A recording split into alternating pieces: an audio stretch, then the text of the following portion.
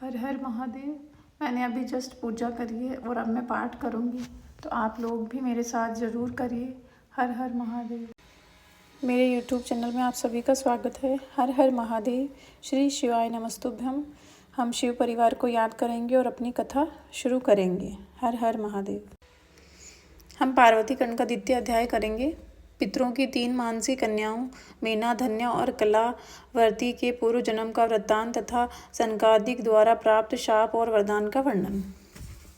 नारद जी बोले, हे महाप्राज्ञ, हे विधे, आप आदर पूर्वक मेना की उत्पत्ति का वर्णन कीजिए और शाप के भी विषय में बताइए। इस प्रकार मेरे संदेह को दूर कीजिए। ब्रह्मा जी बोले, हे नारद, हे सुतवर्ष, हे महापुरुष, आप इन मुनिगणों के साथ आप विवेक पूर्वक मेना की उत्पत्ति के वृत्तांत को अत्यंत प्रेम पूर्वक सुनिए। मैं कह रहा हूँ।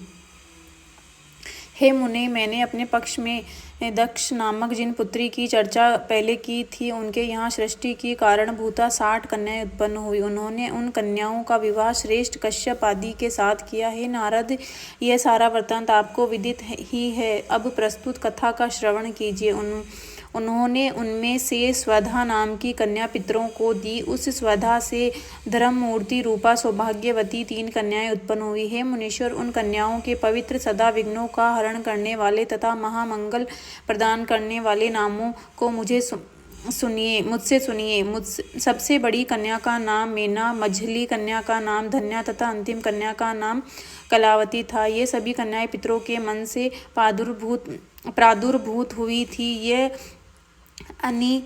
अयोनिजा कन्याएं लोकचार के अनुसार स्वधा की पुत्रियां कही गई हैं। इनके पवित्र नामों का उच्चारण करके मनुष्य समस्त कामनाओं को प्राप्त कर लेता है। तो देखिए, गुरुजी ने ये बात हमें बताई है कि मेना, धन्या और कला का नाम जब भी हम स्मरण करते हैं तो वो समस्त कामनाओं को प्राप्त कर लेता है। तो गुरुजी झूठ नहीं बोलते। वह जगत की वंदनीय लोक माता परमानंद को देने वाली योगिनी स्वरूपा उत्कृष्ट ज्ञान की निधि तथा तीनों लोकों में विचरण करने वाली हुई है। हे मुनीश्वर, एक समय की बात है, वे तीनों बहनें भगवान विष्णु के निवास स्थान श्रीप्त द्वीप में उनके दर्शन के लिए गई। भक्ति पूर्वक विष्णु को प्रणाम तथा उनकी स्तुति करके वे उनकी आज्ञा से वहीं रुक गई। उस समय वहाँ बहुत बड़ा समाज एकत्रित था। हे मुने, उसी अवसर पर मुझ ब्रह्मा के पुत्र सनकादिक सिद्धगण भी वहां गए और श्री हरि को प्रणाम करके वह उनकी आज्ञा से बैठ गए। तब सभी लोग सनकादिक मुनियों को देखकर वहां बैठे हुए लोक वंदित देवता आदि को प्रणाम करके शीघ्र ही उठ खड़े हुए। किंतु हे मुने, वे तीनों बहनें तत्पर शंकर की माया से मोहित होने के कारण प्रारब्ध से विवश हो नहीं उठी। शिवजी की माया अत्यंत प्रबल है, जो सब लोगों को मोहित करने वाली है। समस्त संसार के उसी के अधीन है। वह शिव की इच्छा कही जाती है। उसी को प्रारब्ध भी कहा जाता है। उसके अनेक नाम हैं। वह शिव की इच्छा से ही प्रवृत्त होती है, इसमें संदेह नहीं है। उसी शिव माया के अधीन होकर उन कन्याओं ने सनक आदि को प्रणाम नहीं किया। वह केवल उन्हें देखकर विस्मित हो बैठी रह गई। ज्ञानी होते हुए भी सनकादिक मुनीश्वरों ने उनके उस प्रकार के व्यवहार को देखकर अत्यधिक ऐसा क्रोध किया।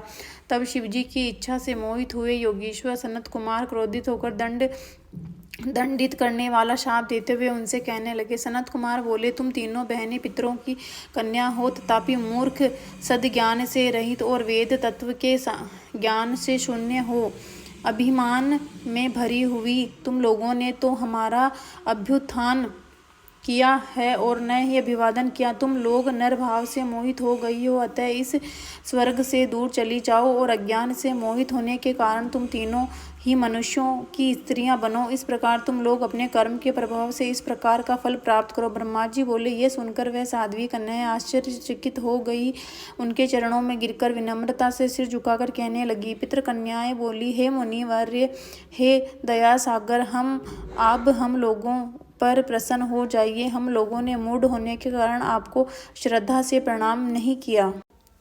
हे विप्र, अतः हम लोगों ने उसका फल पाया है। हे महामुने, इसमें आपका दोष नहीं है। आप हम लोगों पर दया कीजिए, जिसके हम लोगों को पुनः स्वर्ग लोक की प्राप्ति हो। ब्रह्मा जी बोले, हे तात, अब उनकी यह बात सुनकर प्रसन्नचित्त वह मुनि शिवजी की माया से प्रेरित हो शाप से उद्धार का उपाय करने लगे। कहने लगे। सनत कुमार बोले, हे पितरों की तीनों कन्याओं, तुम लोग प्रसन्नचित्त होकर मेरी बात सुनो। यह तुम्हारे शोक का नाश करने वाले और सदा ही तुम्हें सुख प्रदान करने वाली है। तुमसे जो श्रेष्ठ है वह विष्णु के अंशभूत हिमालय गिरि की पत्नी होगी और पार्वती उसकी पुत्री होगी। योगिनी स्वरूपा धन्या नामक दूसरी कन्या राजा जनक की पत्नी होगी। उसकी कन्या महालक्ष्मी होगी जिनका नाम सीता होगा। सबसे छोटी कन्या कलावती वेश्य वृषभान की पत्नी होगी जिसकी पुत्री रूप में द्वापर के अंत में राधा जी प्रकट होगी। योगिनी मेनका पार्वती के वरदान से अपने पति के साथ उसी शरीर से परम पद कैलाश को जाएगी तथा यह धन्या जनक वंश में उत्पन्न जीवन मुक्त तथा महायोगी शीरध्वज को प्रति रूप में प्राप्त कर सीता को जन्म देगी तथा वैकुंठ धाम को जाएगी।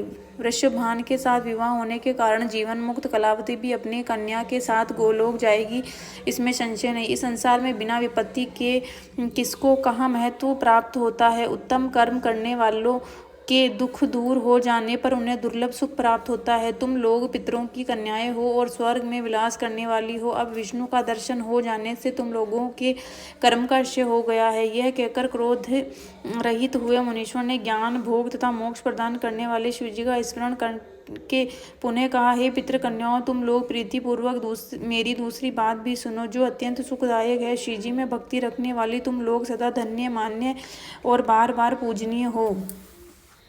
मेना की कन्या जगदम्बिका पार्वती देवी परम कठोर तप कर शिवजी की पत्नी होंगी। धन्या की पुत्री कही गई सीता भगवान राम की पत्नी होगी जो लौकिक आचार का आश्रय लेकर उनके साथ विहार करेगी और साक्षात गोलोक वासिनी कलावती की पुत्री राधा अपने गुप्त स्नेह से बंधी हुई श्री कृष्ण की पत्नी होगी। ब्रह्मा जी बोले, इस प्रकार कहकर सबके द्वारा स्तुत वे भगवान सनत कुमार मुनि अपने भाइयों सहित वही अंतर्हित हो गए। हे तात पितरों की मानसी कन्याएं, वे तीनों बहनें पाप रहित हो सुख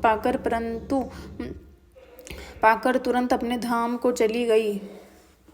इस प्रकार शिव महापुराण के अंतर्गत द्वितीय रुद्र संहिता तृतीय पार्वती खंड में पूर्व गति वर्णन नामक दूसरा अध्याय पूर्ण हुआ। तो ये सारी जितनी भी आज तक संसार में लीलाएं हुई है वो सब मेरे भोलेनाथ की कृपा से हुई है। तो हम बस एक भोलेनाथ के बहुत छोटे से भक्त हैं। तो भगवान भोलेनाथ पर हम पर कृपा बनाए रखें। हर हर महादेव सभी को। अगर आपको मेरे अध्याय अच्छे लग रहे हैं तो प्लीज़ लाइक शेयर एंड मेरे चैनल को सब्सक्राइब करें और मुझे बताएं कि हाँ मैं बहुत आप लोगों को अच्छे लग रहे हैं। तो प्लीज़ मेरे चैनल को सब्सक्राइब ज़रूर करें। हर हर महादेव। श्री शिवाय नमस्तुभ्यम।